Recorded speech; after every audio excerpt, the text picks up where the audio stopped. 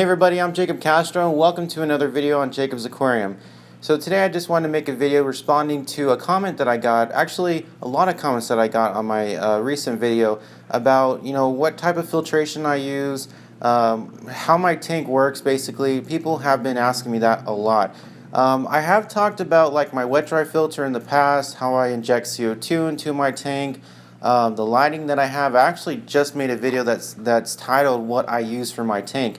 But I really didn't go into great detail about the filtration, and I did actually change some things about my filter. It's not like a major change, but I fixed it in a way so that I can still have a bioball trickle filter section and then also utilize a micron sock, which in most wet dry filters it's either one or the other. You rarely come across filters available on the market, that are already made, at the factory that offer biological filtration, the trickle chamber and the micron sock. I think they refer to the ones only with micron socks as a Euro style sump filtration. So basically, if you want to utilize a micron sock and a biological filtration chamber, you pretty much have to come up with your own, concoction. You have to make it yourself. But since I was able to drill my aquarium, drill holes through the glass and, plumb the tank with the bulkheads and everything, it gives me the option to hang a micron sock from the little hose clamp that holds the plastic tubing around the barbed fitting. So I hung it on pretty ghetto style on the hose clamp. I hung a micron sock on there, and so what happens is that the water goes into the micron sock, and then there are actually bioballs in the micron sock as well, and that's not really for biological filtration, although it probably does offer some biological filtration. It's mainly because when you have water going into a micron sock, after it gets filled, I would say halfway, and water starts to build up in there, it makes a very, very loud splashing sound, and it can get really irritating. So being that my aquarium's inside my living room and we have people over us, all the time, I wanted to make sure that I could keep it as quiet as possible. So putting some bioballs in there allows the water to trickle over the bioballs and not splash in the water that's already in the sock when it gets, filled up. Of course, it is the most quiet though when I sprayed it out, I've cleaned it, it's completely free of all the debris. But even still, as it fills up, the bioballs inside the sock help keep everything quiet. So that's why I did that. So after it goes through the micron sock, it then goes through the drip plate, which makes the water develop into these little droplets that then rain over the bioballs. Now I've been running this filter with the same bioballs for quite some time now. So my filter has had a chance to build up a lot of beneficial bacteria, and that's pretty much why my water is so perfect. My water parameters are, just in line to where they should be, and I don't have any problems as far as algae blooms or bacterial blooms. It's all about really good beneficial bacteria. So since my filter's been running for that long, like I said, it's had a lot of time to build up good bacteria, and it really helps out with my tank. So after the water goes through the bioballs, through that beneficial bacteria, it then goes into this little reservoir, which most people call it a sump. So in that little sump area, I have one pump, which is my main water pump that pumps water back up into my aquarium. And then I also have a UV sterilizer in there, as well as, I should have mentioned this before the UV sterilizer, but I have a secondary pump as well. So basically all the water pump does is just, circulate the water, make sure that film doesn't develop, and, make sure, everything's moving around out there, and there's no time for any sediment to settle down and get stuck in the wet dry filter and make it harder for me to clean out. So that's really been helpful to me. Now, along with the two pumps, I also have a UV sterilizer, and it's not really a high-end UV sterilizer. It's the Green Killing Machine, the 9-watt version, but it's worked well for me. And the only thing I really don't like about it is that it is just very cheaply made. It's made entirely out of plastic, and you can't actually take out the bulb and switch it out. You have to change the entire plastic casing, which is kind of a pain in the ass.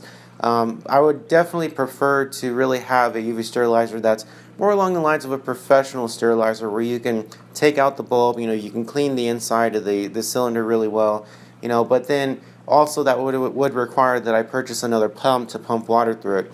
If I did use the water pump I'm using now, chances are it won't really serve as, serve its purpose of killing off, the algae spores and all the bad stuff in the tank, because the water would be moving a lot faster through it, because that is my main water pump, and it's not really, the flow is not really controlled, because I really don't need to control it. So I would actually have to purchase a secondary pump, and that would be kind of expensive, and I really don't have a lot of money to do that right now. So this is all I have, but still, it works great. It does its job. It keeps the water clear, and it really does help control algae. Believe it or not, I've noticed that when I do use UV sterilizers in my tanks, the algae definitely decreases. There still is some algae, and there always is going to be some algae in the planted tank, but it does help control a little bit of it, and it doesn't make it so that it has a chance to really flourish in the tank. So then after all that goes on, after the water goes through the UV sterilizer inside the little sump and all the pump action and everything, it just gets pumped back up into my tank through the second hole that I drilled, and that's the outflow back into my tank. And I actually have the outflow turned the opposite way, because I was injecting CO2 through that. I turned it the opposite way because it would create a lot of fizziness in the tank. It wouldn't really look that natural, so being that I switched it around, the CO2 would just go down the wall behind the plants and get dissolved that way, and you really couldn't notice it. But I have actually changed that, because I noticed that I really couldn't control the amount of CO2 that I was injecting into my tank, and I would go through my CO2 bottles within a week. So it was kind of a big waste. So I switched over to the old school method of just using a ceramic disc diffuser. It's nothing special. I bought it off of eBay for like $1, but it works really well. My plants are still pearling, meaning they're absorbing the CO2 and producing the oxygen. So it still works like it should, and still injecting CO2 into the tank. And being that my tank is a 50-gallon tall, the CO2 bubbles have to travel a lot farther to get to the surface before they finally pop.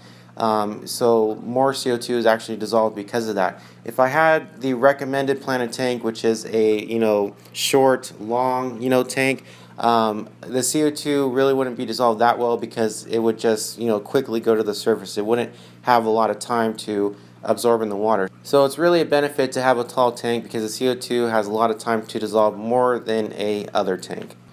For my regulator, I use an Aquatech regulator. I think Aquatech is I think they're in Burbank, California, I'm not sure, so they're pretty local. I bought an Aquatech regulator because it was fairly inexpensive compared to the other regulators like on drfosterandsmith.com and Pet Solutions. Those regulators are really expensive, and I didn't really want to invest that much money.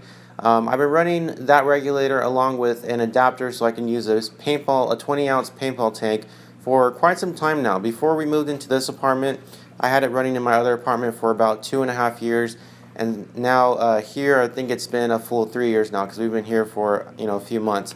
So it's been running for a long time. It runs on a timer because it has a solenoid, so I'm able to turn it off at night and it'll be able to come back on in the morning. And I've had no problems with it. So it's built very well, and it's probably going to last me a very long time. So I would highly recommend an Aquatech CO2 regulator if you guys are in the market for one of those. So as far as filtration, my water pumps, my UV sterilizer, and my CO2 injection system, that's pretty much it. I've already talked about my lighting and everything else in the other video that I made. So for those of you that commented on my videos, sent me messages asking to see everything going on in my cabinet, there you go. Hope you enjoyed the video, and thank you so much for the recommendation. Thank you so much, guys, for watching my videos and subscribing to my channel. I really appreciate it. I just wanted to also apologize because YouTube has changed the comment section, and they're making people associate their Google Plus account with their YouTube channel, and some people are having problems leaving comments, and I'm having problems responding to people. So I just wanted to apologize if you've posted a question on my video in the comment section and I haven't responded. It's because honestly I'm really still trying to figure this out. It's pretty complicated, and I'm not too happy about the change, and I really think a lot of people on YouTube aren't happy about the change, because I've seen a lot of really bad mouthing about the new update. So I mean, it's probably just gonna, take some time to get used to, but as for right now, I'm still trying to figure it out. So I apologize if you guys have posted a question and I haven't responded to it. Thank you guys so much for watching my videos and watching this video in particular. I really appreciate it, and I will see you next time. Have fun with your tanks.